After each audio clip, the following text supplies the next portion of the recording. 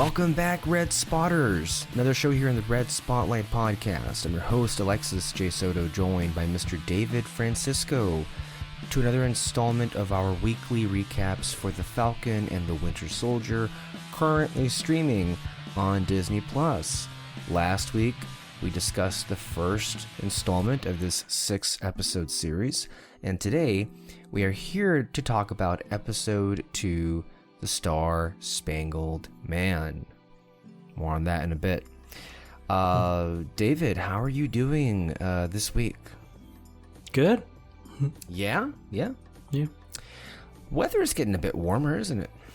Yeah, it is. It sucks because I usually since I work nights and I got school like straight in the morning, I sleep in my car at the school school parking lot and everything, so it gets really hot in there and that's not fun. Nah. No. And usually in our case, since we're in the self-described desert Southwest, when the heat usually starts to come in, it's here to stay. Mm-hmm. I mean, that's basically the rest of the year. So, there is that. But at least we do have a couple of good things to discuss, with the Falcon and the Winter Soldier. As we review these installments, we like to talk about the episodes. First, our initial impressions of how we felt, with the episode, and then we discuss it as it happened in sequence. That means from the beginning to the middle to the end of episode 2. And I don't have any other news as far as Marvel is concerned. Usually I do have a couple of things to share regarding, the Marvel shows, but it's kind of have been a quiet week in regards to it. I don't have much, to be quite frank with you. And I did look, but there haven't really been many a noteworthy headline or take at the moment. So that means this week we're talking about the episode and the episode alone, and so there is that. So, with episode 1, I think you and I gave it very high marks. We were kind of impressed for the most part with where it was really taking these two heroes, or these two characters, and it really, for the most part, what you and I expect out of this show is a character study of sorts to see where Sam Wilson and Bucky Barnes end up. And one of the reoccurring feelings that the show has given me now 2 weeks in a row is one of complete hatred. Now that I'm not saying that the hatred is directed at the series itself. Well, no, I'm referring to certain elements that are featured on the show.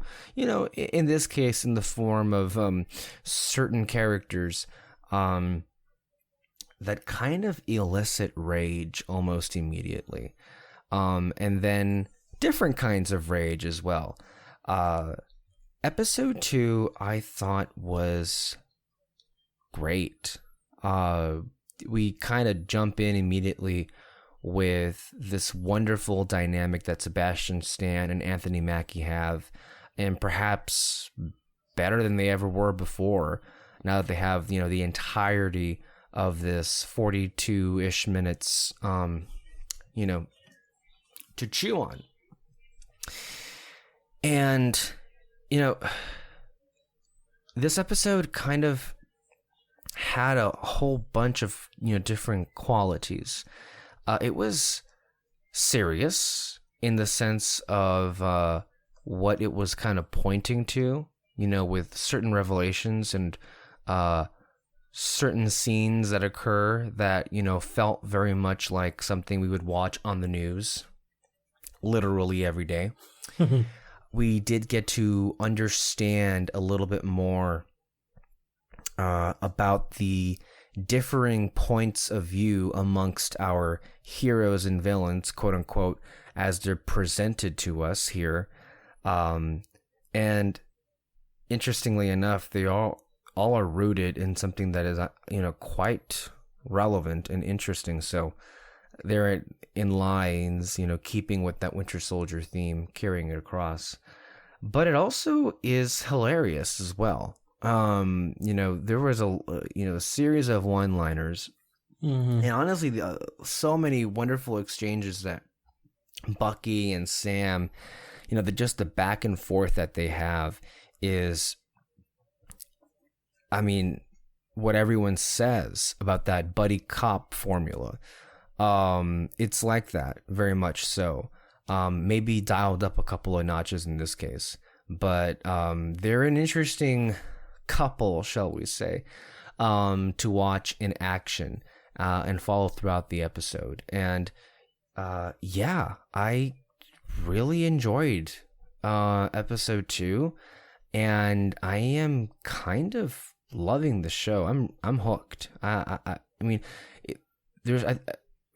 You can tell, I guess, with as the conversation will take us with, right? There isn't so much to speculate about, but there also kind of is. So it just depends on like how we feel it's all going to go. But I think 2 episodes in, and I'm very taken with this series. David, your thoughts on this episode 2? I agree with pretty much everything you said. I really like this episode. The big thing is getting the perspectives of the heroes and the villains, of like, what their headspace is at in this moment, but also just for the villains, I guess, kind of like what their goal is. And yeah, I'm glad we finally got the team up of Sam and Bucky. It was just as funny as I thought it was going to be and everything. And it's like, and also I did like that it wasn't just constant butting heads and everything. Like, no, they tried to work together a bit and all that. And the action was pretty cool. Again, in this episode, I think you can kind of say that it might get better and better as the episodes go on. And then, honestly, like the big thing for me is that big revelation of a certain character. Yeah. That's honestly like my favorite thing in the episode. But overall, yeah, really good episode. And like you said, there's not much to speculate on. We can just kind of like give our thoughts on like what we hope happens next. And I still enjoy that. Of course. And it gives us also time to really, focus on like what works here and everything. So as we start episode 2, the camera pans in on this locker room. The zipper being pulled down, and we see a glimpse of the new, excuse me while I choke on my words, the new Captain America suit that we see here. I don't... It doesn't feel right saying new Captain America, it's actually kind of enraging. Just call him U.S. Agent. That's literally what he is in the comics. So, U.S. Agent. I believe his name is John Walker. And we see him, and as much as it gives me no joy to say this, he actually came across quite reasonable in that first scene. So he gets the first scene almost entirely to himself. We get to see the people in his life, and from that perspective, it came off a little bit differently in that he clearly understands the pressure that is on him and the weirdness of it, and how he possibly is just so entirely unprepared for what this is, and doesn't really quite care for all of the pageantry involved, with being in the job. But I think in terms of like, Riot, I think it's Riot Wussel. Excuse me. I said Riot Wussel. Wow. His name is Wyatt Russell. We'll call him Riot Wussel. That's a fun name. No, but it's Wyatt Russell is playing John Walker here. And, with putting my feelings aside of it, I think he came across really well. It kind of got us to, I guess, empathize with his situation, just a little bit there, just to see that people are supporting him. I guess, you know, you wonder, okay, all right, this might be a stand-up guy of some sort. And then they trot out the red carpet. You know, he's at his hometown high school. There's this marching band and everything. And look, I mean, who doesn't love to watch a marching band and, you know, fireworks and, you know, a parade of sorts, you know, happening all around. And I hope I am not, you know, one of the few people to have noticed the song the band was playing. Because the title of this episode is called The Star Spangled Man. And if you listen, the song that the band is playing is, you know, The Star Spangled Man with a Plan from the original Captain America First Avenger film, which was used. It was used in the sequence, basically the propaganda sequence, where the American senator was using Steve Rogers as a tool to enlist more people into the war effort. That's cool, isn't it? Yeah. I did not notice that. I actually forgot about that song in the first one. Wow, that's cool. Yeah. But I mean, they did that a lot with his character. So yeah, I believe even his friend in the locker room even mentioned it in one of the lines of dialogue where he was saying, you know, Star Spangled Man and all that. You know, just teasing, I guess, the sequence that was to come. But no, I appreciate the reference back to that movie and to that particular sequence. And it kind of really, I think it's used, you know, not just as a reference to like what that was, but it also basically is kind of the repeat of what happened here. You know, when you look at, Mr. John Walker, he's not really comfortable with all of this, but he is a soldier and he is going to do what is asked of him. And, you know, for as far as first interviews go, you know, he's on Good Morning America. He's, you know, he has all this wonderful audience behind him. And, you know, I mean, he says the words that he needed to say to come across as likable enough or charming enough. Mm-hmm. Although it's, I mean, this may just be me here, but like I've seen so many interviews in which like people give like straight up like bullshit answers when, you know, she's asking him about so like, did you know Captain America? And like, well, he's not going to say, no, I didn't know him. He's like, well, I followed his career very closely, you know, out of West Point. You know what that really means is, oh yeah, I watched him on TV.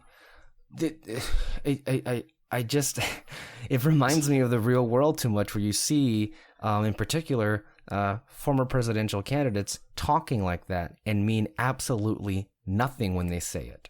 Mm-hmm. It's air, you know?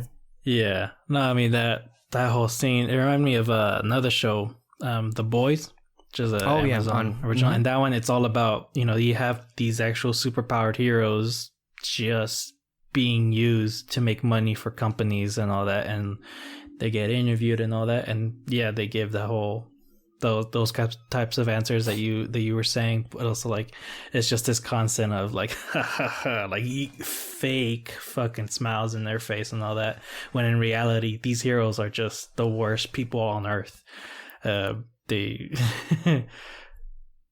a crazy show. But it just reminded me of all that, and I was just like, oh god, they're doing this. It's a lot of annoying subtext to a lot of things going on there. Like that reporter, for instance, you know, she was even going out of her way, you know, not even letting Walker speak for himself, but she was like saying all these wonderful things about him, like, you know, the first person to win, like, or not to win, but to be awarded 3, I guess, congressional medal, I don't know, whatever it was, but she was reading a whole bunch of stats, you know, to kind of make us like this guy.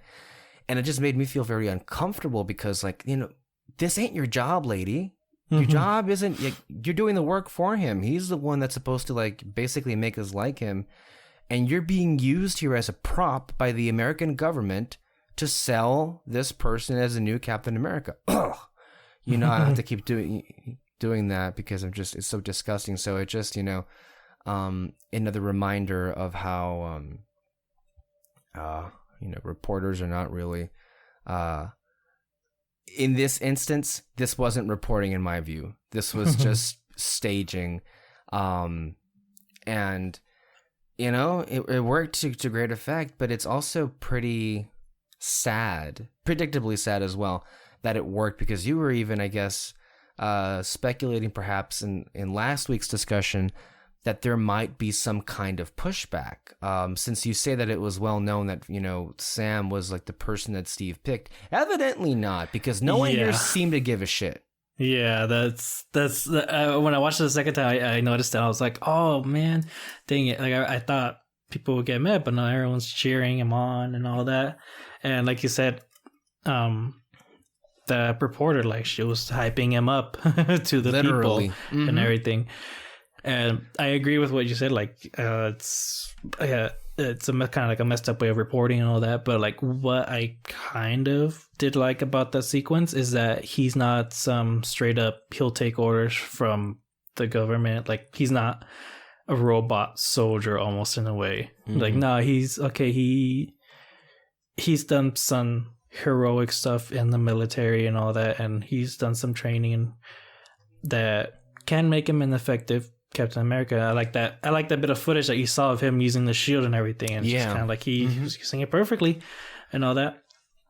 And so that's one thing I kind of did like about that sequence, because I thought, go ahead. I thought he was just going to be like a straight up, I'm a soldier, I'm protecting this country and all that. Like, no, he's just like, hey, I'm Captain America. Yeah, I guess like from a narrative standpoint, what that really was supposed to do, and I think it did succeed, which is to inform us that this guy isn't exactly the fake that we, the audience, already assume he is. He may be a fake in a different category, but when it comes to, I guess, a certain set of qualifications, with all of those stats, what all those things showed us is like, well, you can't really remove that from what he is. He is basically an American hero, down to the, bare to bones definition of sorts. And it's supposed to convey to us, the audience, that this isn't somebody who is intentionally acting with, malice. He is a good guy. He did all these good things for, his country. He's a soldier and everything. So on that level, it gets us to, I wouldn't say trust him, but it gets us to kind of see him as less of an adversary, less of a menace, and more of a, it kind of creates a little bit of ambivalence toward how, in terms of like how we may no longer know how to feel about this person, because they ended the last episode off with this basically imposter, this bullshit. And we were just, they left us sitting in this anger. And then they used the beginning of this episode to really kind of, eat away at that and make us kind of, fine, I'll listen to what the person has to say, kind of thing. Like, all right, you did this well enough. Let's see who this John Walker really is. Yeah, and I think that is some really effective storytelling when you're able to do that, because we were so upset. At least I was so upset. And not to say that I was like won over, but at the very least what this was able to do was to just kind of reevaluate where we thought this was going to go. And it also isn't a situation like what we saw happen in S.H.I.E.L.D. with, I believe, the Jeffrey Mace character. When he was introduced in season 4, he was, I think, a variation of the Patriot. which is also a comic book character, I think. And he was basically buoyed in that storyline as a new Captain America-ish of sorts, you know, because he was, I think, promoted as a super soldier that I think they tied in the whole Inhuman thing. Like, he had super soldier abilities because he was an Inhuman. He wasn't, but that's the story they came up with to kind of explain why he had powers. The problem with that, though, is with Mace, he was acting out of endearment. You know, he was wanting to do good and everything. The problem with that situation was, though, it was other, you know, people like Talbot and the American government that wanted to prop up this lie, and it ended up being that he didn't have any powers. He just had a cocktail that they put in him, and then it needed to be replenished. It wasn't so much that he had powers, he was just, you know, given a cocktail that would temporarily give him abilities. And that was that.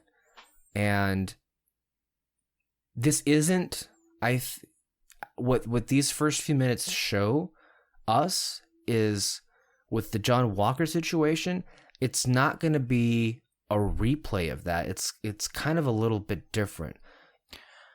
You know, we don't. One thing, and then I'll toss it over to you. We're shown with Walker, he kind of is just a guy. Yeah. At least when I saw it again just now, and I wanted to make sure about this. He's not advertised as having any kind of special powers. He's just a guy, a soldier. Yeah. No, what I'm hoping for this show is that we're gonna get a very slow burn to something big in the end. And with him is that, you're right, we're seeing him that he's just a regular guy, but as the episodes go on after this, it's sort of the whole title of Captain America gets to his head. And you kind of see that in this episode. So right here, it's just kind of like you feel the weight of the name kind of taking over him a bit. He's very nervous and all that, but you can see that, you know, he just wants to do some good, not just for the country, but also for the name. And then the next time you see him, you know, he comes down a helicopter and all that. And like, this might sound weird for you and some people, but like the moment where his friend also comes down the helicopter, they land together and they kind of do like a little fist bump thing. Like, it's gonna sound weird, but like that bothered me because it's kind of like, oh, okay, now you're getting the superhero thing into your head. Like, let's go, bro, let's kick some ass. You like weren't alone in that. Okay, cool. Because like, again, it's like you can tell like in their heads, it's kind of like, let's kick some ass, bro. Come on, and you know they do that, and then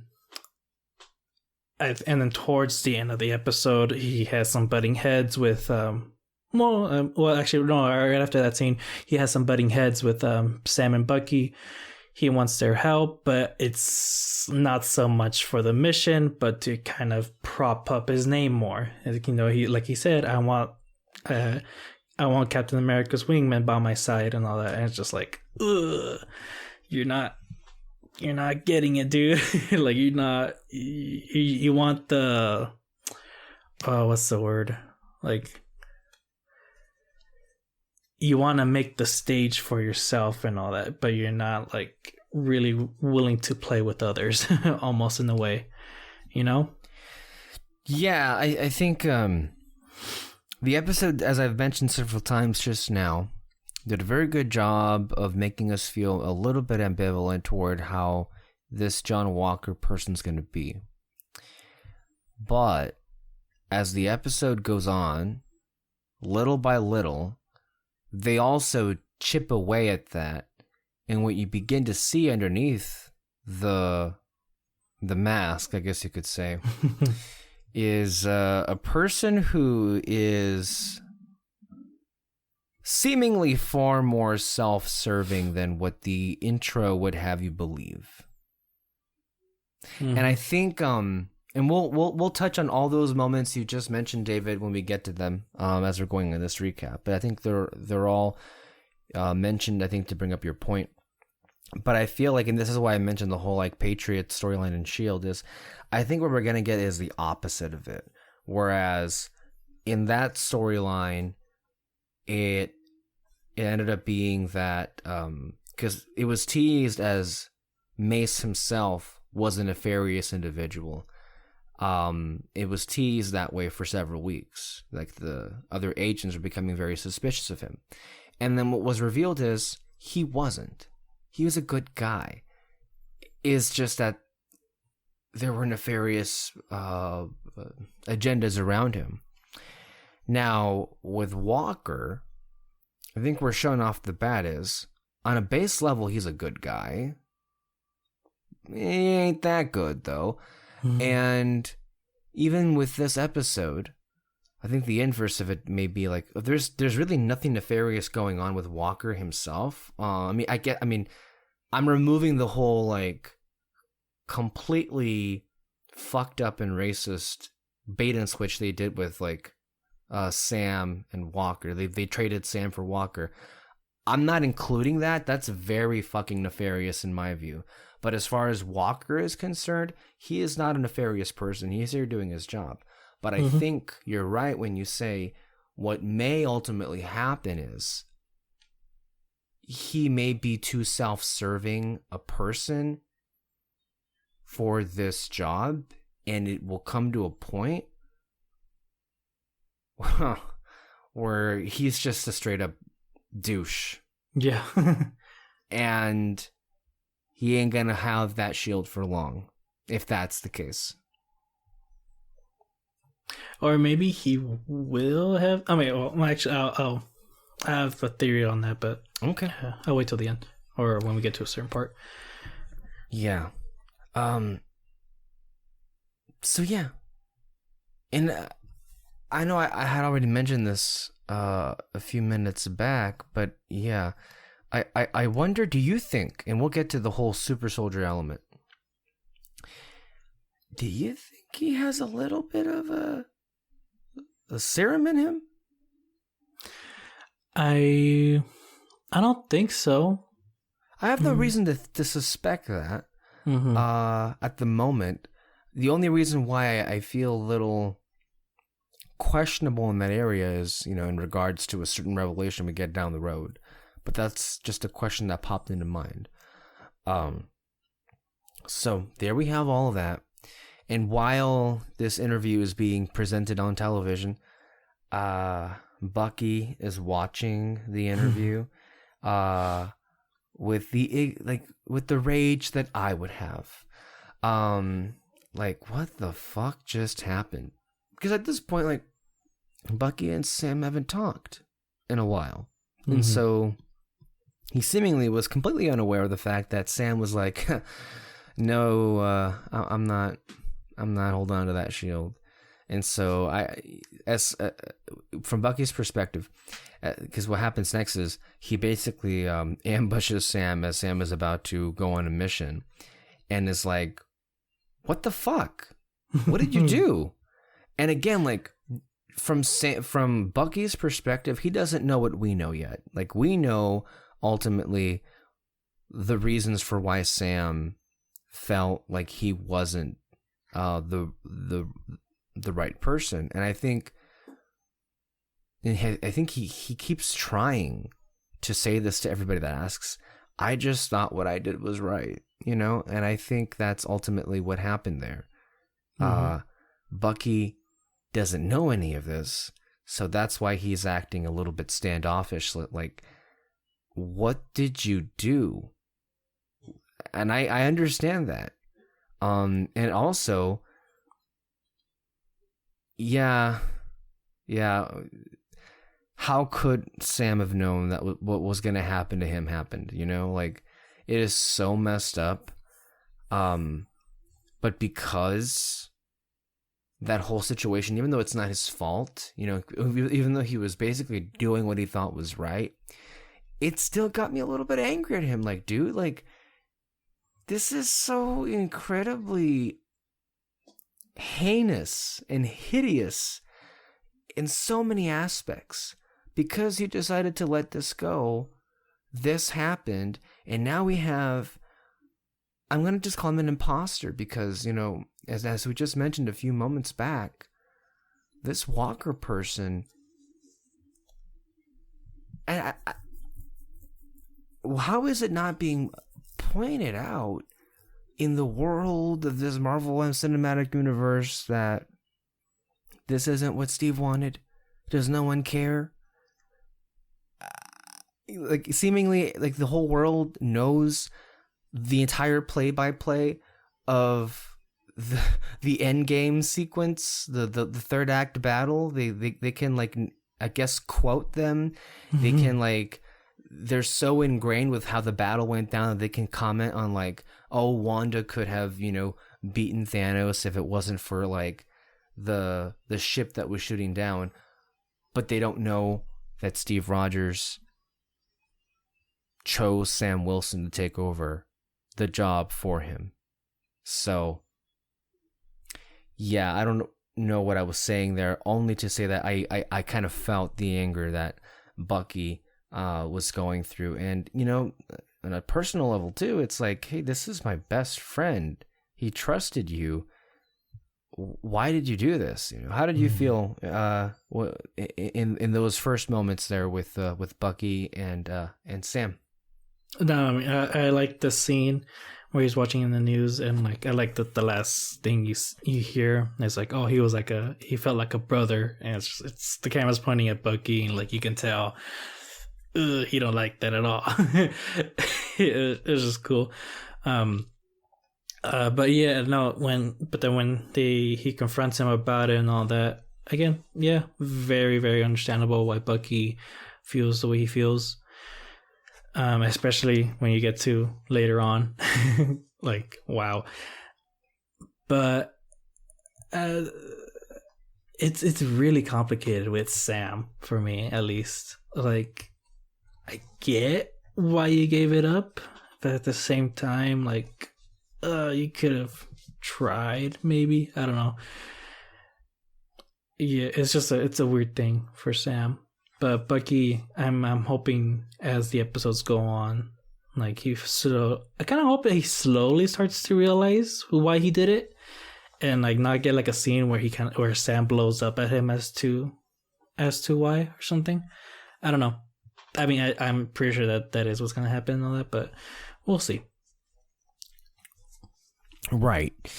And what follows, well, actually in that sequence, there are actually some pretty hilarious lines there when they're going back and forth. And I think, to me, one of the great gags that they kind of unveiled here was, you know, in reference to, like, the adversary they're going to be going up against in this week, the Flag Smashers, anyway, and how he was trying to describe them. And Sam, like, said that it was one of the big three. Like, you know, Bucky's like, what do you mean one of the big three? You know, aliens, androids, or wizards? Which is pretty hilarious because that's kind of true. It usually ends up being one of those three. When you look at the history of the Avengers films, the big three especially there. One particular line that made me laugh was, you know, Sam's complete shock that Bucky understood a pop culture reference to Lord of the Rings. Because what was it Sam said? How do you know Gandalf? And then what was even funnier was, you know, Bucky's response, like, you know, I know Lord of the Rings or The Hobbit. I read it when it was new in 1937. I also just kind of like the idea that he was the nerd in the group instead of Steve. Like, I thought that was pretty funny. Sure. Yeah, yeah. I mean, it will also be a little bit of a play considering what the relationship at least was shown to be like in the first Avenger. But, like, no, I just thought that was cool. Like, you know, oh, like, finally one of the old guys gets a pop culture reference, but he would only get it because he was alive when it was new, which was like 100 years ago. One of the great names that Sam called Bucky later on in the episode when they were doing the therapy thing, he called Bucky Freaky Magoo. Mr. Magoo is who he was referencing, is basically like what people refer to as an old person. and Freaky because he's an assassin, psycho assassin soldier. Yeah, so I thought that was really funny. I'm sorry, like there's some great stuff. I mean, even as they're flying to Munich, as they say, like they're basically just glaring at each other the entire way, like no words being said. I love it when Sam, like, he just makes like a little move, and then Bucky's kind of like, he's almost like ready to fight him. It's like, okay, never mind. It's like my mistake. Oh yeah, that's so funny. And then he jumps out the plane. Sam does, and then Buggy's kind of like, oh god. But like again, I like the differences in that scene between him and Steve. Whereas with Steve, like, he was ready to jump out the plane and everything in the Winter Soldier. He's like ready to land, ready for whatever. But Bucky, you know, he's at the door of the plane. He knows like he'll be fine and all that, but he's kind of like nervous about it. Yeah. Again, just like slight differences between the two. And then obviously he falls. Yeah. You got another funny scene of what is it, Red Wing coming up to Bucky. He's like, I got that all on video. We have some references to like White Panther or White Wolf, whatever that was supposed to mean. I know White Wolf is a moniker that I guess Bucky has in the comics, but I guess here it's just a reference to his time during Wakanda.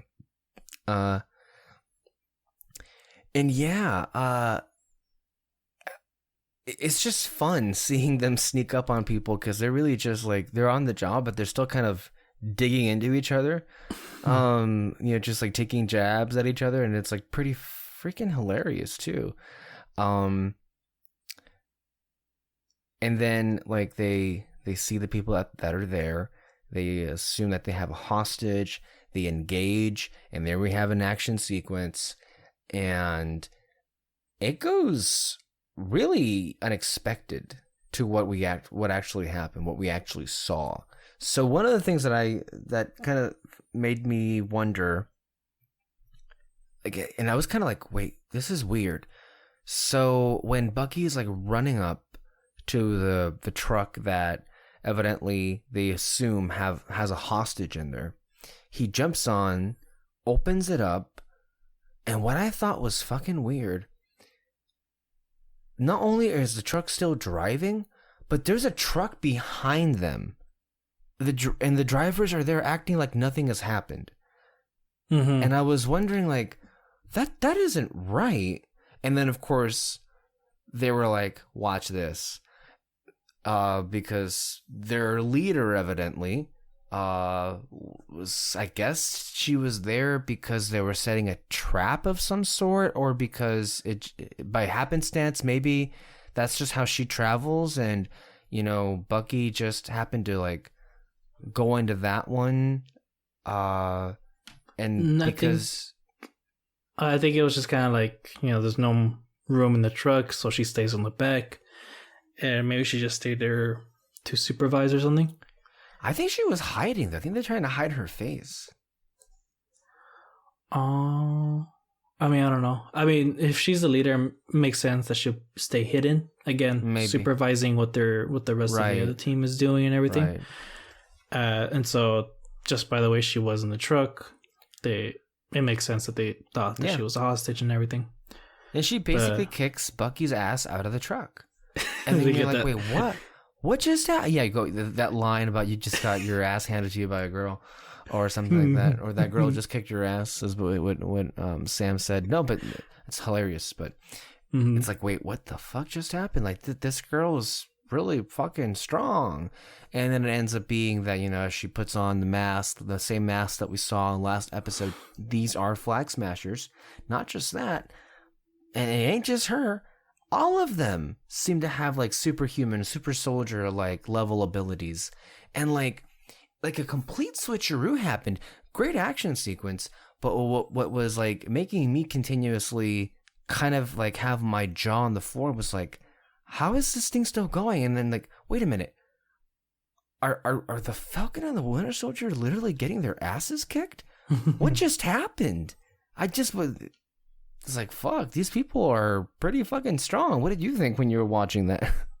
Oh yeah, it was pretty cool, honestly. Like just the whole action sequence. There were some moments where I was kind of like, are they just standing still? Some of like the evil soldiers and all that.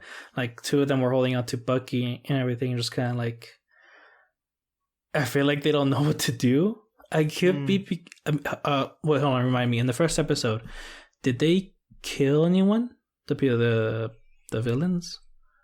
Not or that like, I'm aware of. Okay, because their whole thing is about what is it? One world, one people, or something like that.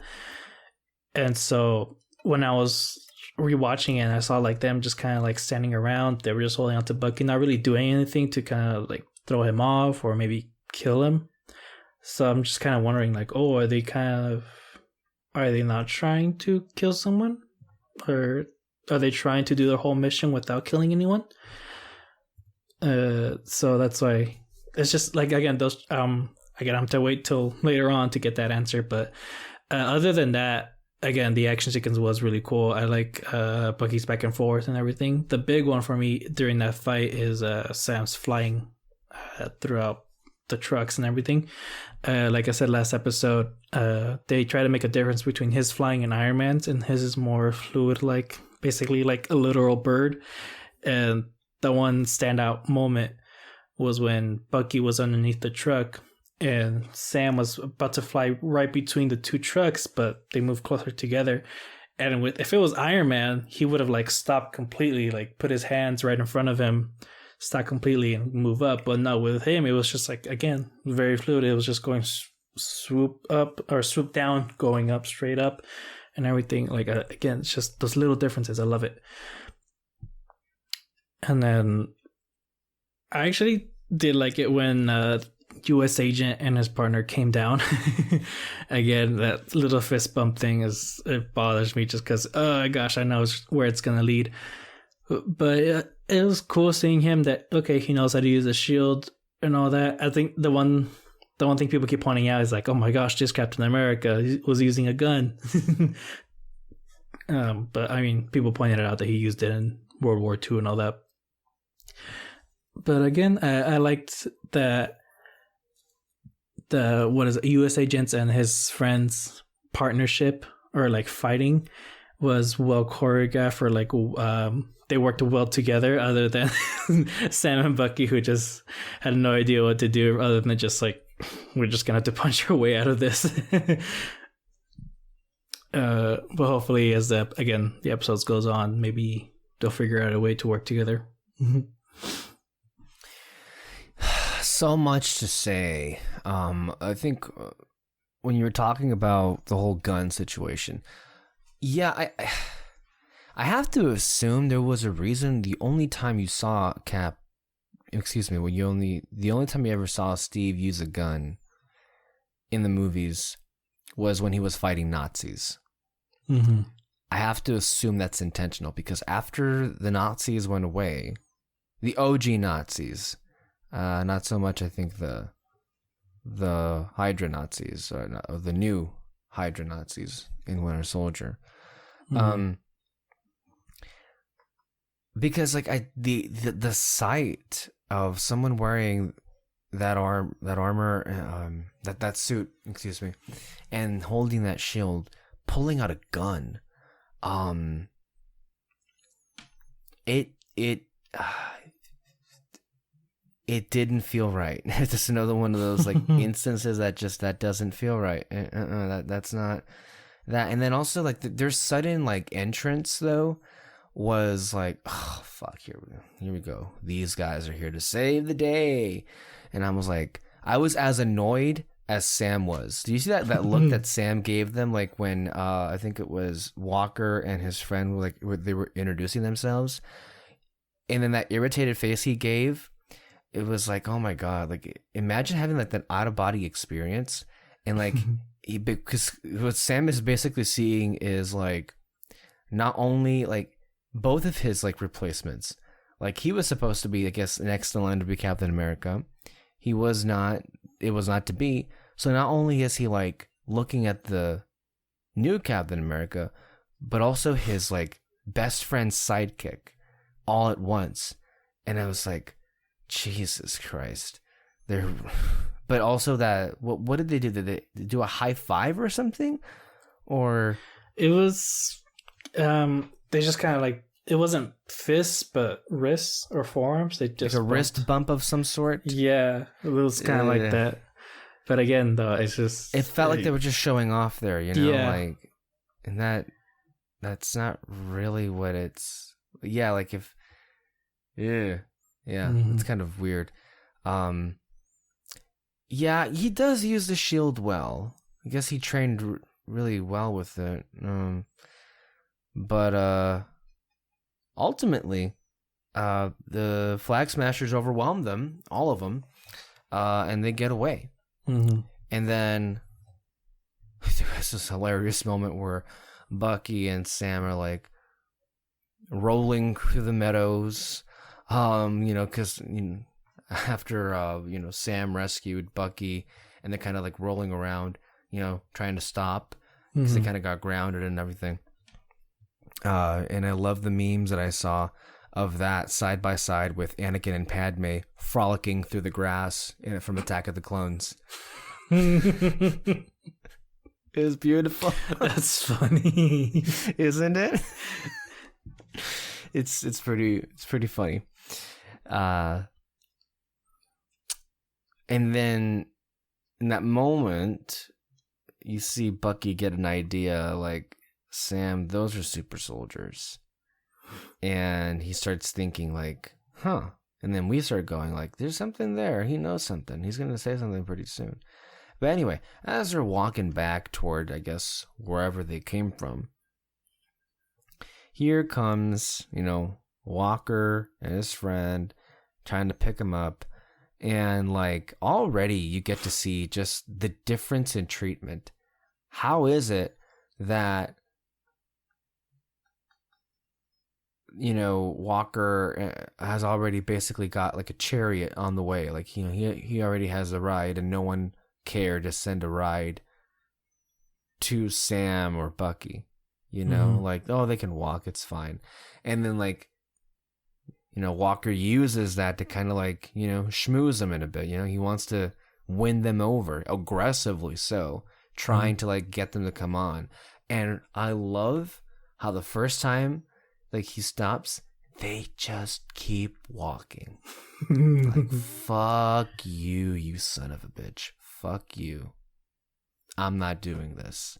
So I loved it. But you know what? Like, hey, like the guy was trying. And to a point, it got there once he got, Sam and Bucky to get on board. He was, for a little bit, coming across as somebody who was meaning well in terms of like how he wanted to work with them and everything. Bucky was having none of it, from the get-go. It's like, you didn't know, Steve? Fuck off, bitch. Literally is what, he was saying. And then the staring, which seems to really bother Walker. Like, he doesn't like to be glared at, and Bucky was doing that quite often. What I was laughing so hard when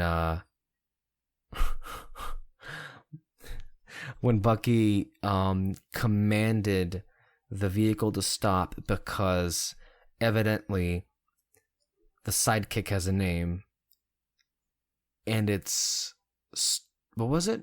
Battlestar. And Bucky was like, so, no, that's it. I'm out of here. Screw you. This is a joke to you people. Battlestar? Are you kidding me? But just, that is the comics accurate. I think that's a character in the comics. Yeah, that's his name and everything. Actually, one line that I found pretty funny, it was when Bucky was like, just because you carry the shield doesn't mean you're like Captain America. And he goes, you ever put yourself in front of a grenade? And he's just like, yeah, like 4 times actually. It was pretty scary. But it's just kind of like, oh, okay, I guess he did that. And then I saw I saw like that in the GIF form. Someone put the caption. It's like Bucky should have said, "Have you lifted Mjolnir?" Yeah, that would have been something. Yep. That would have been a good comeback of sorts. And the thing with Sam is Sam seems to be a little bit he seemed to have almost come around to the idea that maybe he ain't so bad after all, up until the end. Like, you had me in your corner up until the very end. And I love the line where he was like, so basically it all comes to the surface. Like, Walker is like using this pretense, like, we should work together, we should do it. It's for the best and everything. And then he says, it'd just be a lot easier for people to accept me if I had Captain America's wingman by my side. And Sam's like, it's always that last line. And then gets off and leaves and walks away. Which I thought was very appropriate. That was very appropriate. Fuck Walker. Yeah, no, I mean, again, it just kind of like reinforces that he's trying to put sorry. The name is more important to him than like being the hero in this situation and all that. And yeah.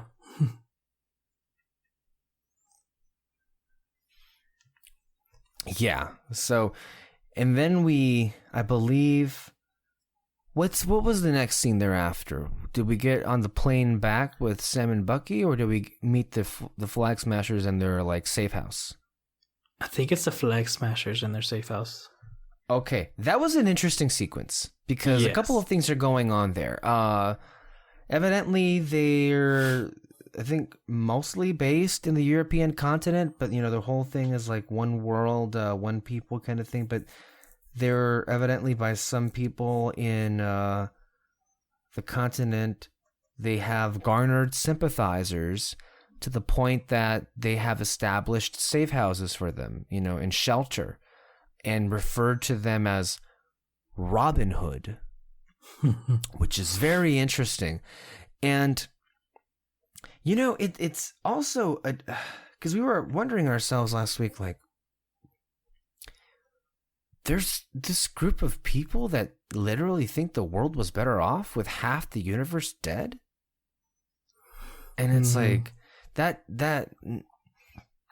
was interesting, but also it was like, wow, damn, that's Jesus, it's brutal.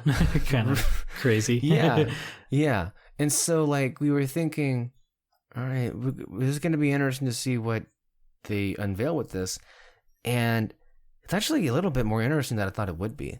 Like, they're basically like, look, the world was really close to some sort of unified vision. The world was so in tatters with half of existence eliminated that the very idea of like governments, borders, and institutions kind of became irrelevant. And so when those differences kind of weren't as significant, they almost didn't matter. And I guess from their perspective is, we had a glimpse of how good all of us could have it.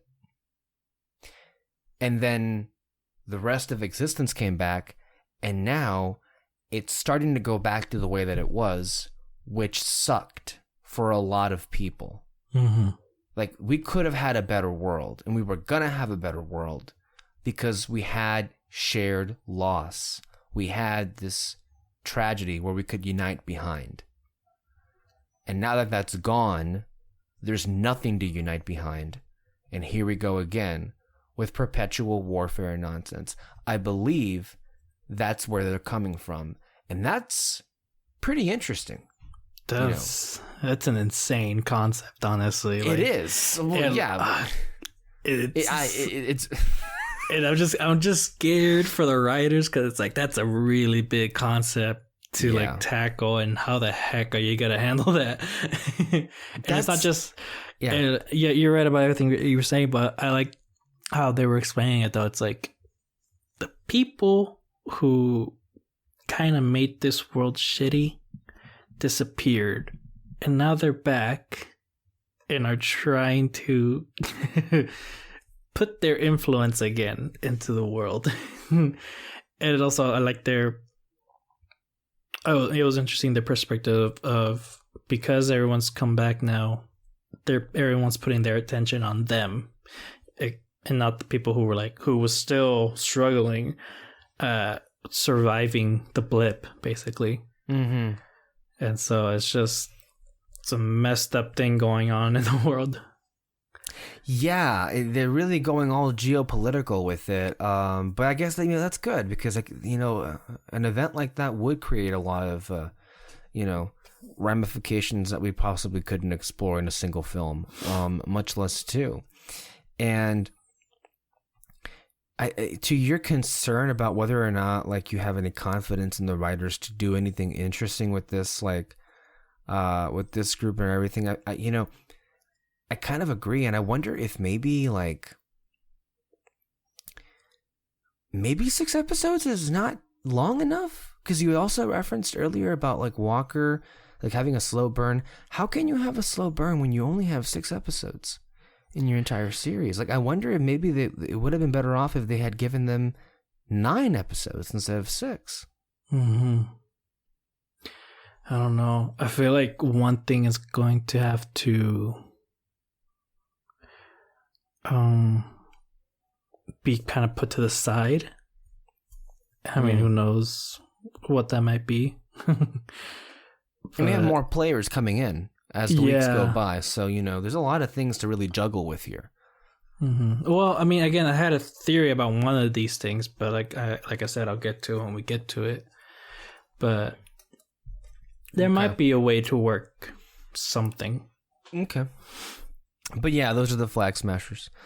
I mean, I want to be clear. I wasn't saying that I liked where they were coming from. I was just saying maybe. Yeah, no. Like you, the people are back. Your loved ones are back. That's what's important and everything. And like you just kind of have, people are just gonna have to like roll with the punches as to how everything's gonna work now. Like that is important and everything. It's just an interesting thought, really. It's just like whoa. They're not just like it's a better thing than just half, like it's just like let's destroy half the world and all that or something like that. It's like let's kill half of humanity again or something like that. That's what I thought it was gonna lead to or something. Damn. Yeah, we get a lot of information about how the world is post blip and everything, and it's it ain't the best of times, it seems like. I mean, it was, I guess, for a couple of weeks. People were celebrating the return of their families and their loved ones, but now like it seemingly has created a bunch of like headaches for people. I think one line that caught my interest, well, what really caught my interest is just the complete lack of, I don't know, preparedness in the event that the disappeared or the vanished, as they're called, would ever come back. Because like it seems like all the governments were caught off guard, that the people were snapped back into existence.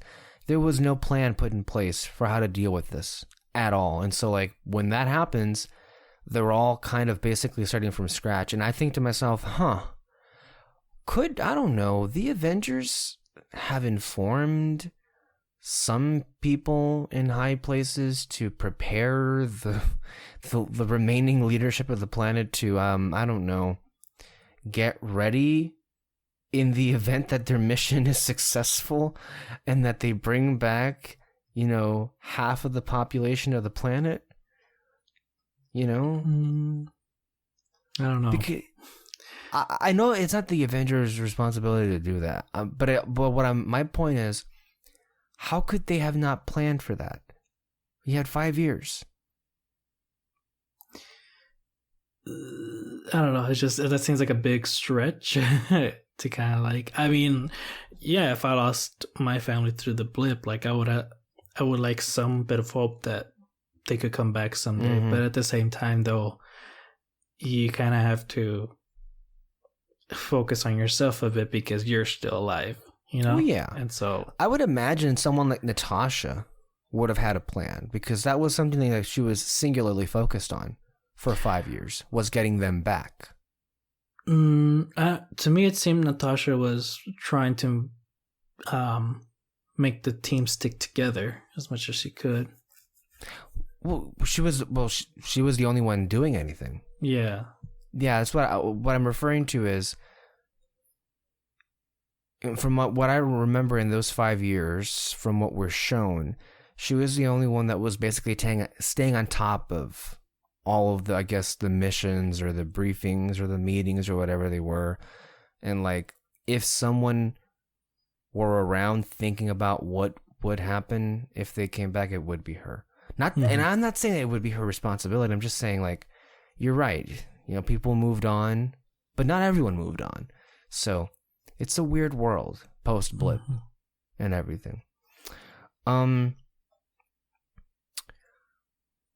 then after that, we get, I guess, the plane ride home, and where Sam and Bucky, kind of going over what happened. And Sam's like, "Look, we're not gonna take that shield back. The last time we stole it, a whole bunch of shit happened, and it ended up going really badly for us." And then Bucky's like, "Well, look, I know something, and here it is. There's more super soldiers out there. One that I know of in particular." Okay, that would have been okay. That, you got me there. I didn't see that coming, but okay. So we see Sam and we see Bucky go to Baltimore, Maryland.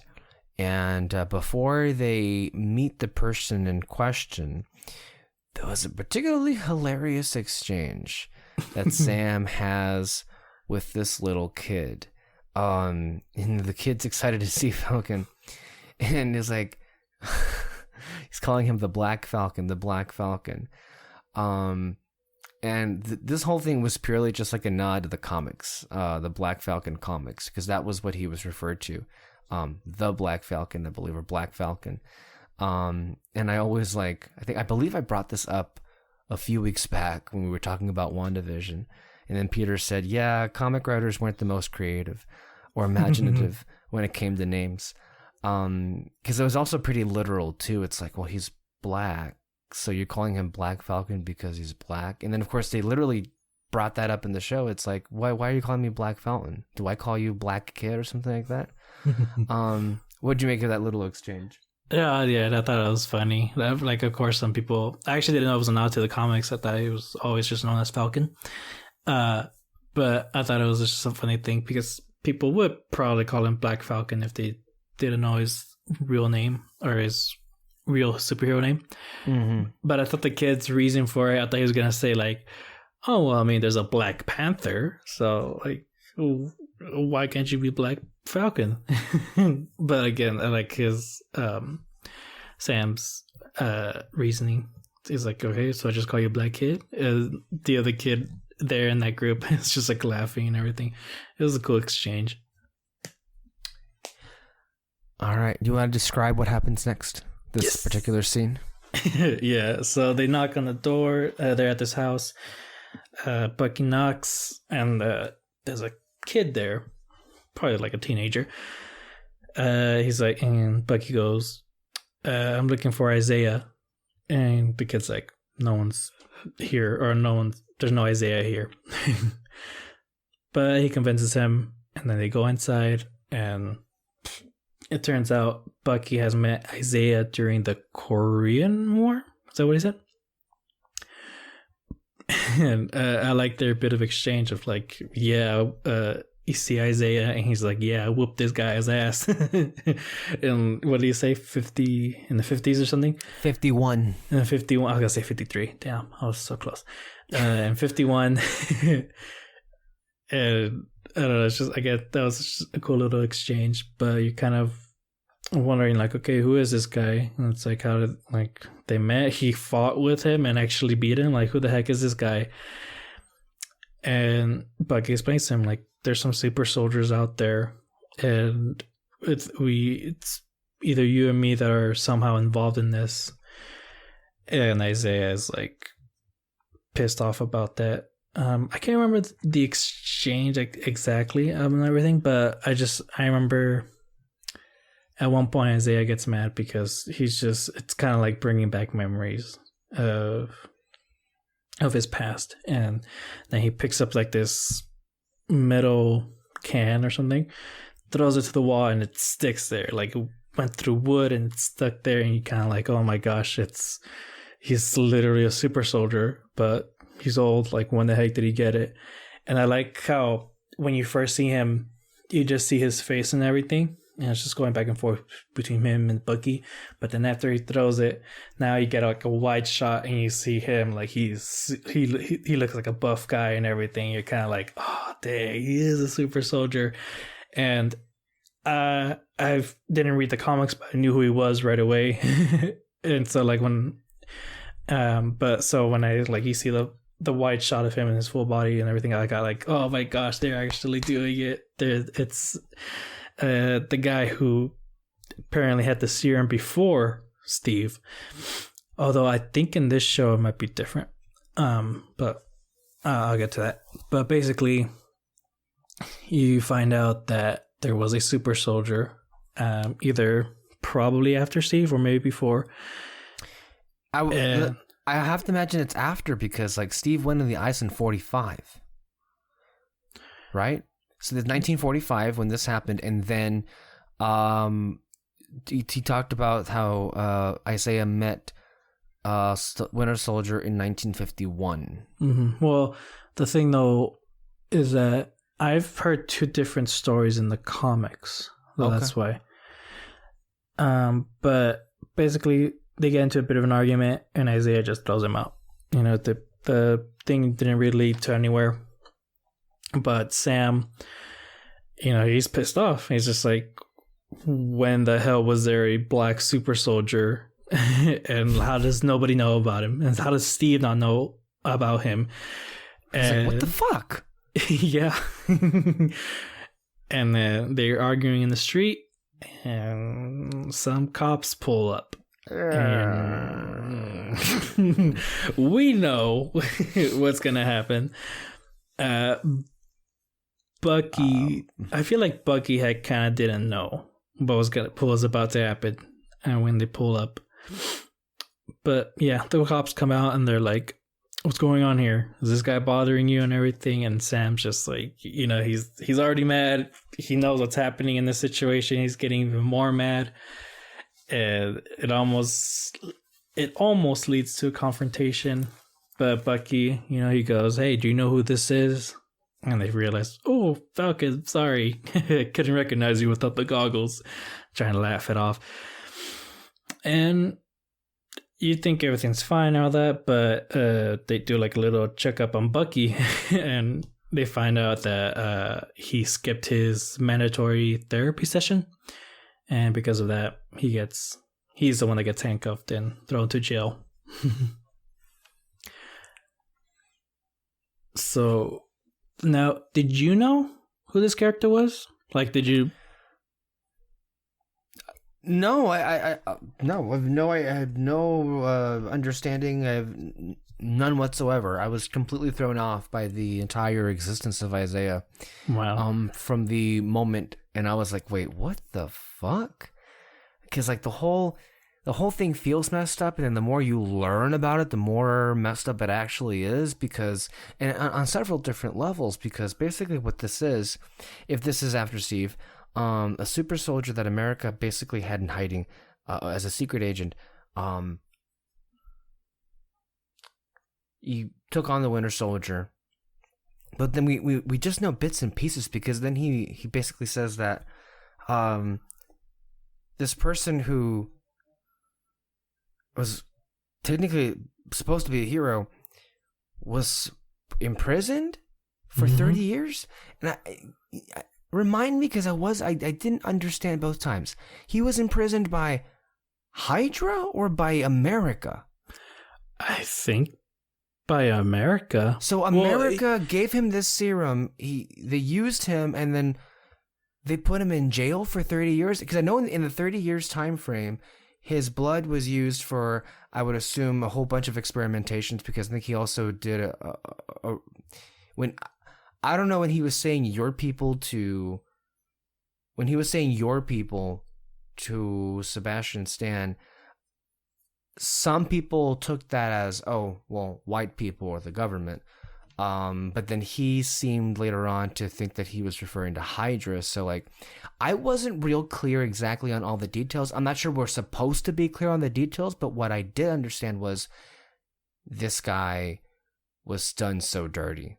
And you can just tell. And the way that it's all used in the impression that creates on Sam, it almost feels like he's like looking at a ghost version of what his future could look like. It's like, and I feel like maybe in that moment, it was like, well, he obviously was feeling what we were feeling. It's like, well, this is fucked up. How was there a black super soldier and we didn't know about this? And like, I don't know. I wonder if this moment's going to factor into in later episodes when he starts to explain to people exactly why he didn't want to be Captain America. But go ahead. Well, you brought up something that I didn't think about, but whether if it was the U.S. or Hydra that put him in jail, and it could be both. The thing though is that I kind of hope that the show says that it was the U.S. that did it, because if it was Hydra, then it's like, oh, okay, he was just wrong and all that. But like, if I think I'm leaning towards it was the U.S. if I'm being real. I'm leaning towards it being that way. I mean, it could be either or, and like that's fine. But the thing though is that the show really seems to hit on the racism of our country and all that. And so if they really want to hit on that, it should be the U.S. that throws him in jail. Institutional racism you're referring to, just for the correct terminology. Yes, I agree with you. That, yeah. So like that's kind of what I'm hoping for. Again, just to hit on the story that they're trying to tell. But yeah, and so like I was saying, I've heard two different versions. I'm not sure. I think the first one that I'm about to tell is the real one, but in the comics, the doctor person, he was trying to develop a super soldier serum and everything.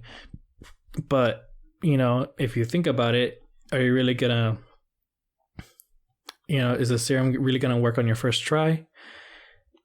Or your second, or your third? The movie explains like, what is it? Red Skull, he took it, transformed into something hideous and all that. And then he worked on it, then Steve gets it and it works. But, if it's the sciencey thing, you gotta have multiple tests. In the comics, they explain that their test subjects were just a bunch of black soldiers. And one failure after another, Isaiah was the success. Mm-hmm. And he was thrown into war. He just got sent to one battle after the next. But Steve was the success story that everyone knew about, not Isaiah's. And he was thrown into the forefront and everything to promote the war, promote support and everything. So basically, like, Isaiah was doing the thing that Steve wanted to do. And so in the comics, though, because again, his serum wasn't fully complete, his brain was kind of getting messed up as the years went on. Because of that, he just kind of, I guess he might have just been sent away, like he wasn't in the army anymore, and forgotten about. And through the years where he lived, where was he from in this show? Isaiah or Steve? Isaiah, well, he's in Baltimore. Okay, yeah. So I'm guessing he lives in Baltimore in the comics too. Where he lived at, everyone in the neighborhood like knew about him. He was a bit of a legend, but that's it, just a legend, not a historical figure. And then when Steve finds out about it, he is pissed off. Like, how dare you guys like leave this man behind, basically.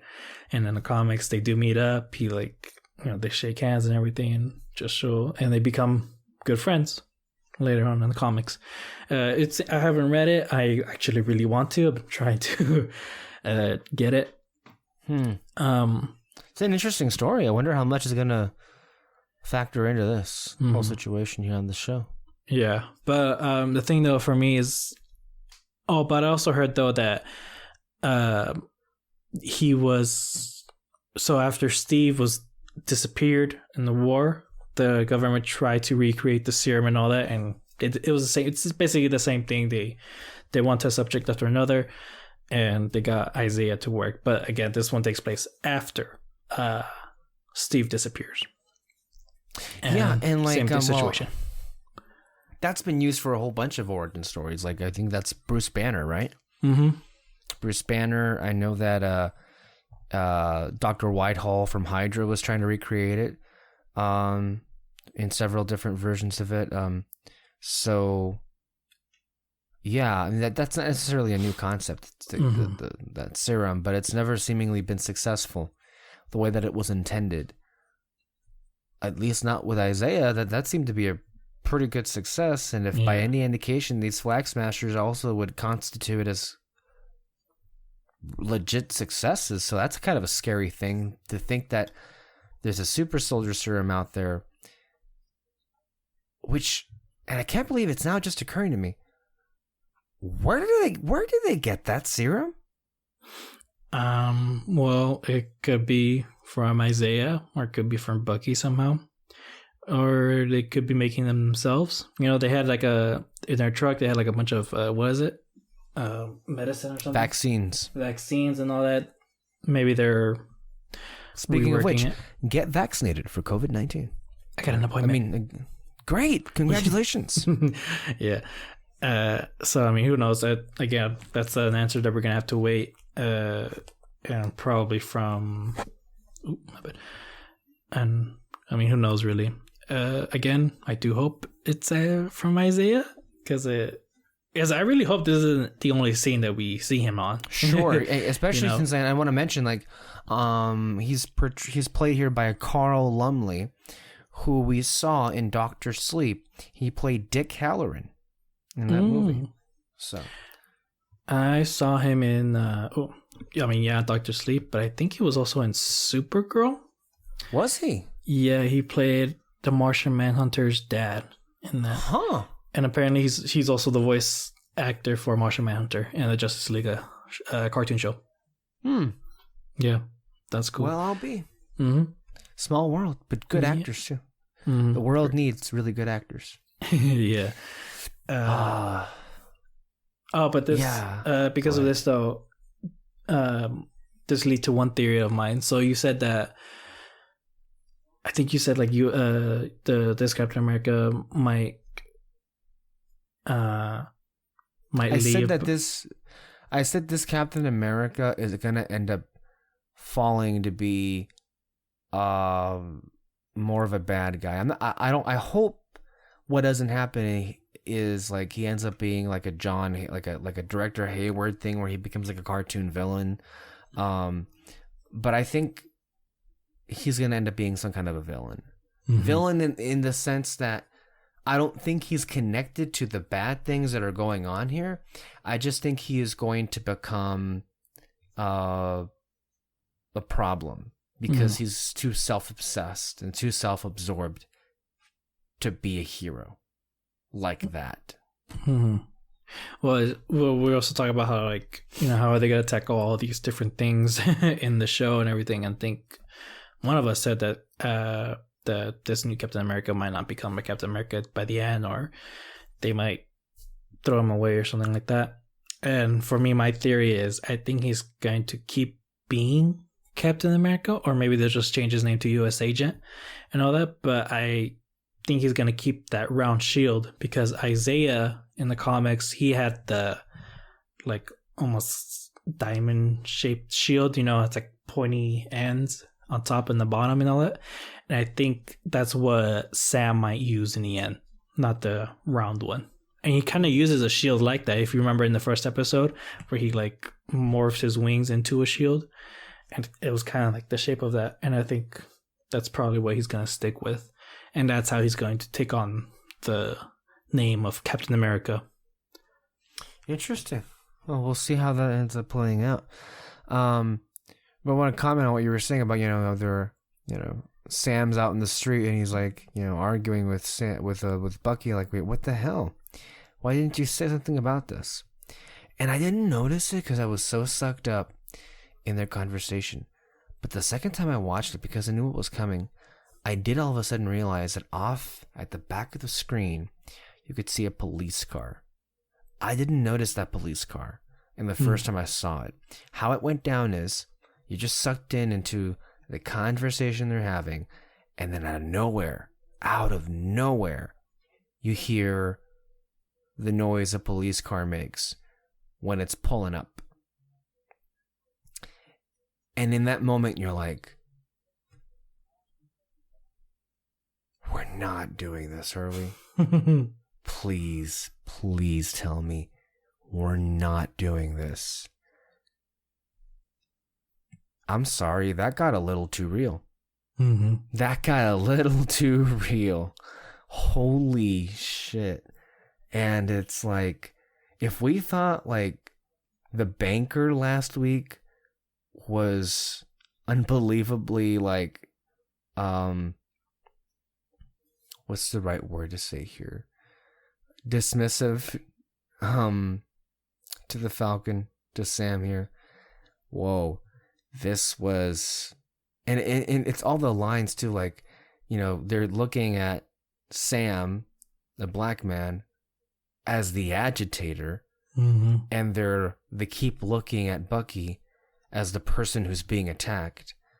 Clearly, because Sam is.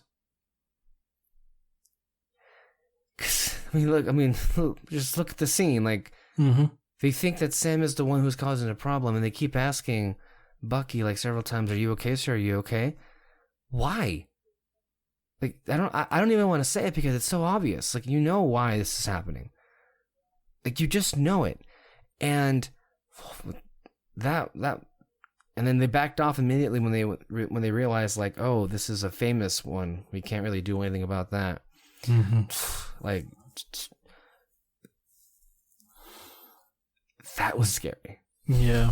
And again, though, Bucky kind of like, I don't think he knows what was happening in that situation. Like, he really couldn't know. I mean, aside from like him being white, he's also from another century, so I don't think this was as prevalent to him, unless like, I mean, he basically only just returned to the living. Yeah. Really. So I mean, he's catching up on a bunch of things. So I guess that is true. But yeah, it was like how that scene was staged. They got out of the car. They were like, "Sir, calm down." There were people out by the fences just like watching this go down, and it's like, Jesus Christ. And then it turns out that they arrest Bucky because he has a warrant, as you said. But okay, this is that's interesting. Did Walker instigate that?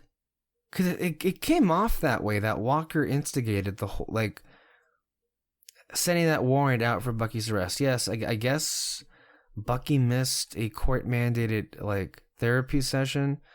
But it seemed very much like that was that Walker used that to basically take Bucky under his command. Because of what happened afterward. Dr. Rayner, his therapist, comes.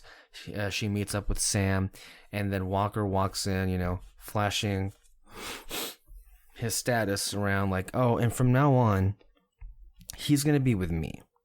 Okay? And he's not going to be wasting any time longer discussing his mental health with you. He didn't say those words, but that's exactly what he was saying. And Jesus was that pretty revealing and sad in every way. And as one person on Twitter pointed out here, Bucky Barnes being forced back into action, John Walker taking the choice away from him just gets to me.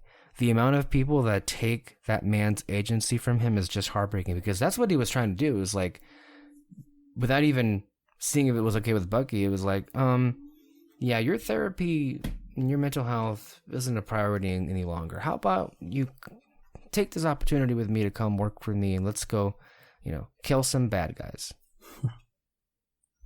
Just another thing, another flex that he did to basically get them under his thumb, him and Sam. And I'll just jump straight to that point. That way we can be done with Walker this episode, because I'm kind of over talking about him. But you see, God, he's so annoying, because even when they walk out of the police station, like, he rings not the bell, but the siren, basically, to get their attention. Mm-hmm.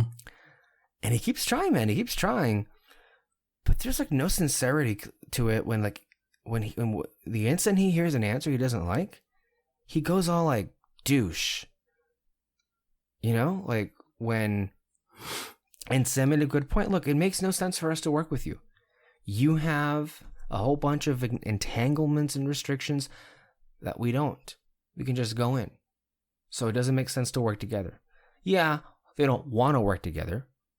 But that's actually a pretty good answer. That kind of answer should not antagonize anybody. It actually makes some logical sense. Mm-hmm.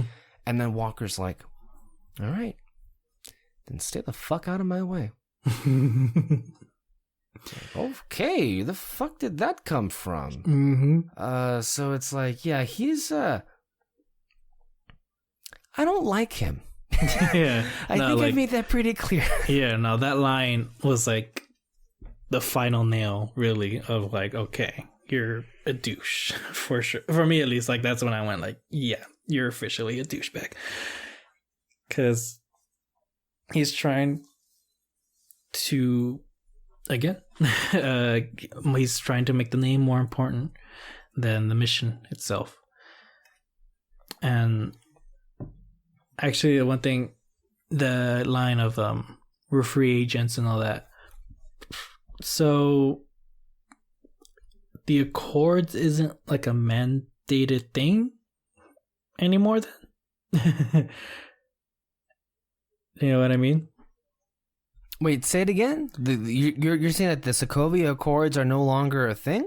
Not that it's no longer a thing, but it's sort of no longer mandated, I guess you can say. Like, because he says, like, oh, we're free agents, like, we can do whatever we want. But the Accords explicitly states, though, that you can only go where we say you go. You know what I mean?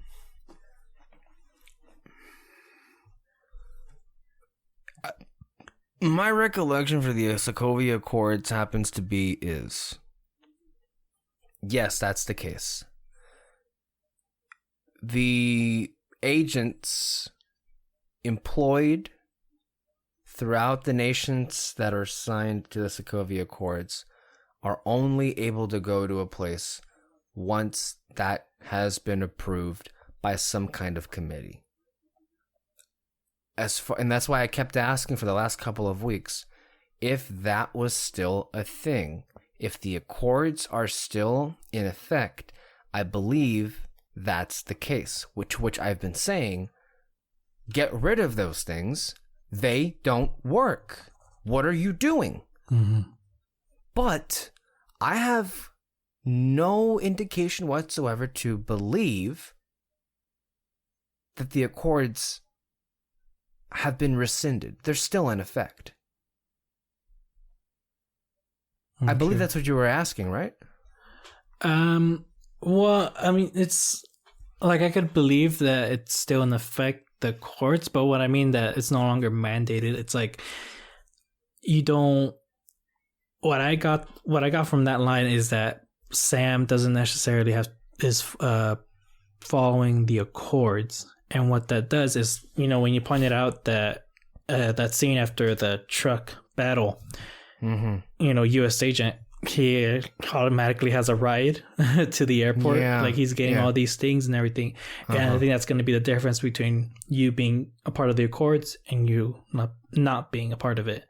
In that you kind of get a lot more resources when you're in the Accords, but you also Uh-huh. get free reign on stuff. So, like, let's say Sam gets in prison somewhere, no one's gonna help him.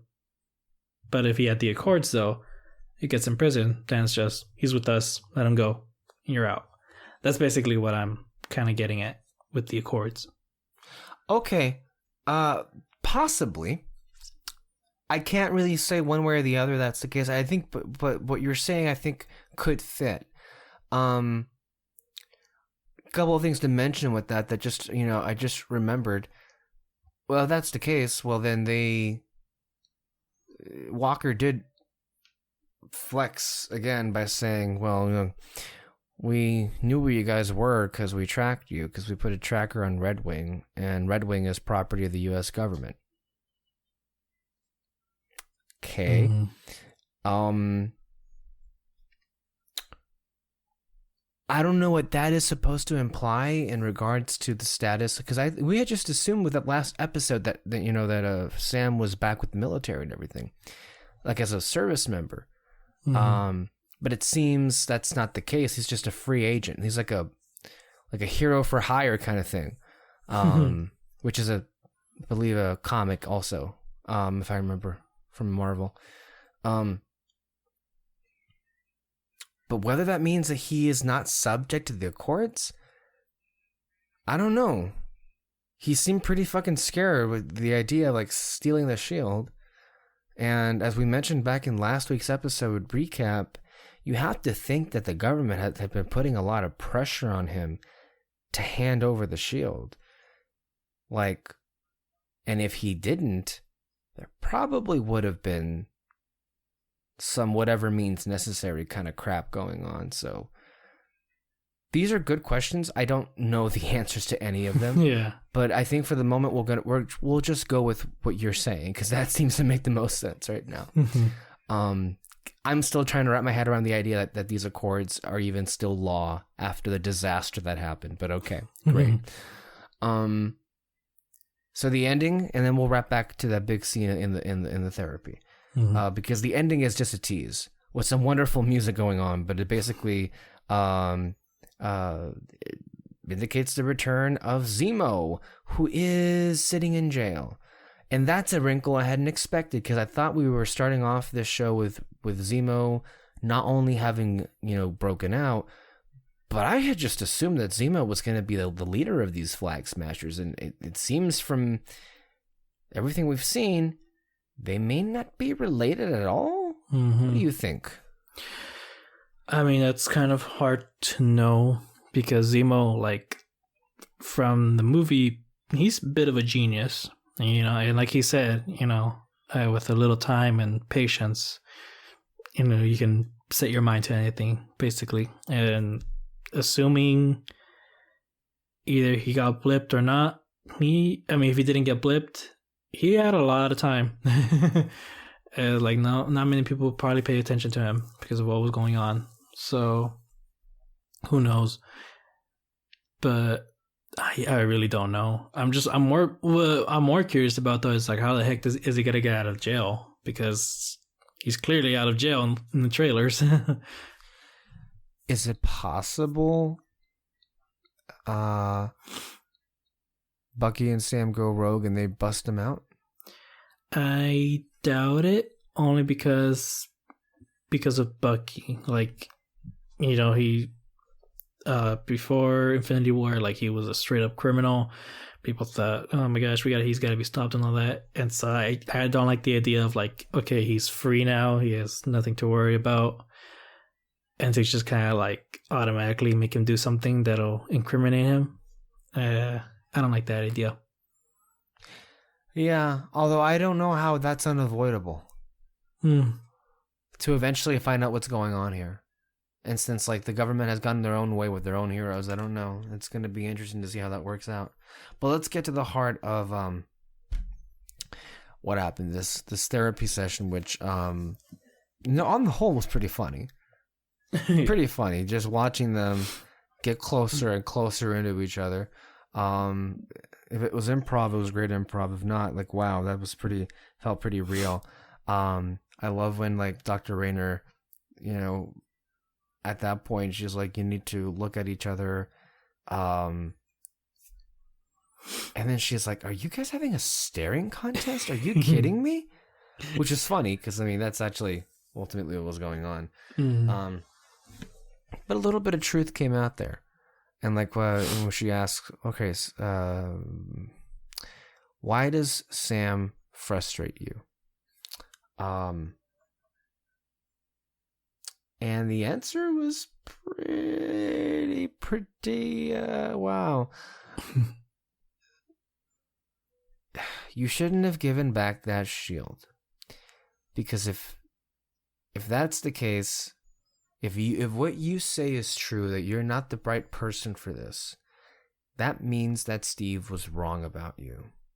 And if he can be wrong about you, he can also be wrong about me, the Winter Soldier, who for over 50 years was basically this assassin that killed countless individuals, a killing machine. And then after, continually risked everything to keep me alive while his own friends were trying to destroy me.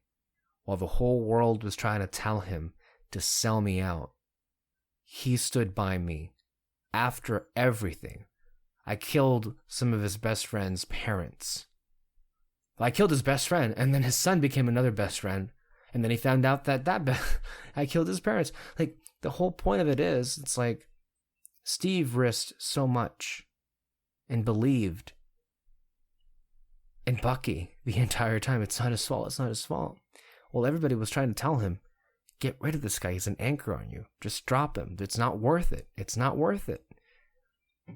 And I think that's really what's eating away at Bucky. It's like, then I wasn't worth it after all. Then what am I? Who am I? Mm-hmm. That was great. Legitimately. And I think that's, it's moments like these that get to why I'm glad the show even exists in the first place, because we're getting to see them go through the shit they're supposed to go through, but we didn't have time for in those movies. And I loved that moment. And you? No, yeah, I loved it too. Completely unexpected of what his answer was going to be. But yeah, like you said, this is something that they probably wouldn't have dived into in the movies, or maybe they could, but like I feel like it would have been very, very rushed, and who knows how the ending would have gone. But I'm glad that like hopefully we'll get to dive more into that of what he said, and I think with 4 more episodes, this could be built up. Their friendship could really be brought up well. But yeah, that scene, it was great. They were really funny together, and it did get a bit emotional. Like, it was great.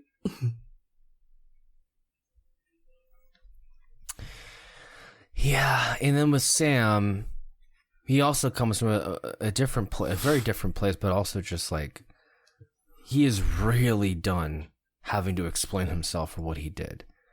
And he basically just like, look, can't you just accept that I did what I thought was right? Which, hey, that's what Steve always did. And he usually had the benefit of the doubt. So why can't I? And then he just storms off. Mm-hmm. But thanks, Doc, for making it weird, as he said.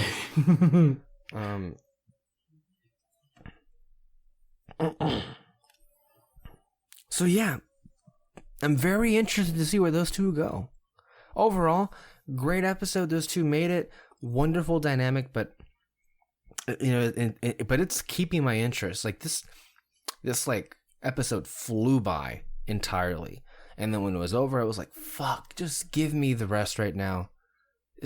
I'm actually just so. I mean, but I don't mind at all watching it week to week, as I love television, because that's what this is supposed to be. It's TV. But yeah, that's kind of where I'm at. David, you got any like final thoughts overall on the episode, and like, what do you think? What are we even going to see next? I don't know what we're gonna see next. I think in the next one, we're obviously gonna see Zemo break out of jail and maybe see his costume. That'd be cool. Yeah. I'm not really sure when they're gonna bring in Agent Carter. I think we're gonna see her next week. Maybe. I hope so. Sharon. Yeah, Sharon Carter. That'd be cool. Yeah. But yeah. Actually, wait a minute. Wait, real quick. So Sam said in this episode that Sharon was branded an enemy of the state. Mm-hmm. Is she still on the run? I don't know. I guess we'll find out when. That would be pretty fucked up. Yeah. Because Sam's not on the run anymore. Hello? Mm-hmm. I don't know. That would be pretty weird if that was the case, and also fucked up. But it's because, like, if you see her in the promotional material, whether it be on posters or on trailers, she looks like she's in, like, some undercover work, or she's on the run or something. And so, like, that's interesting. And that's a character also the movies kind of forgot about as well. So I'd be curious to see what they're going to do with her exactly when we see her. Same. One thing that I forgot to mention. What's so funny though, in the beginning of this episode, they wanted us to kind of like, they wanted to convince us to kind of give U.S. Agent a chance and everything. Yeah. I think one thing cool thing I heard that they did is at the end of the first episode to kind of give us that feeling of like, I don't like this, or like fuck this and everything. They purposely made the helmet look weird on him. Like, I don't know if you noticed that. Yeah, okay. I mean, it. Let me just be real. It was gonna look weird regardless because it's not Steve Rogers under that suit. The suit is what it is, but with the helmet in particular, there were some helmets that Steve wore where even he didn't look good. And let me tell you something, it is hard to make Chris Evans not look good. But there were some helmets that were not great for him. Mm-hmm.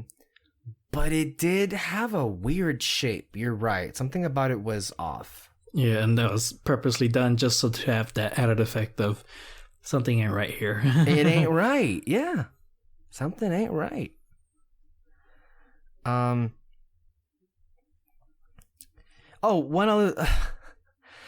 of the stories that's been going around that was actually pretty interesting was Wyatt Russell, who obviously is playing Walker here, actually auditioned to be Captain America when they were casting the movie 10 years ago, or I think a little over 10 years ago. Did you see this? Yeah, I heard. It's like I'm reading here from see that Wyatt Russell recalled the audition he gave for Captain America years ago. The actor who now plays the new Captain America in The Falcon and Winter Soldier lost the role to Chris Evans, as he should have, obviously. And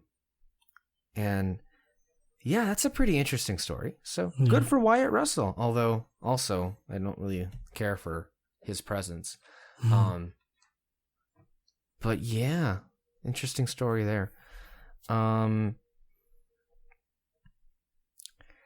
Yeah, look, if there's a negative for anything here, and I don't think we've had anything to criticize per se. I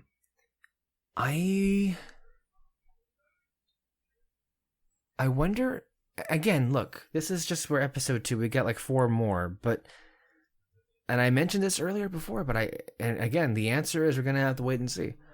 But I wonder if this needed a couple more episodes for the story you're telling. Yeah, and that isn't to suggest that this feels rushed. It doesn't so far. But, we're only getting this week by week. David? I mean, if anything, it feels like it's going too slow if there's only like 4 episodes left.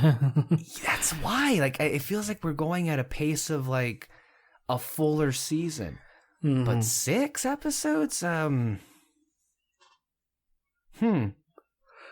Yeah. I mean, again,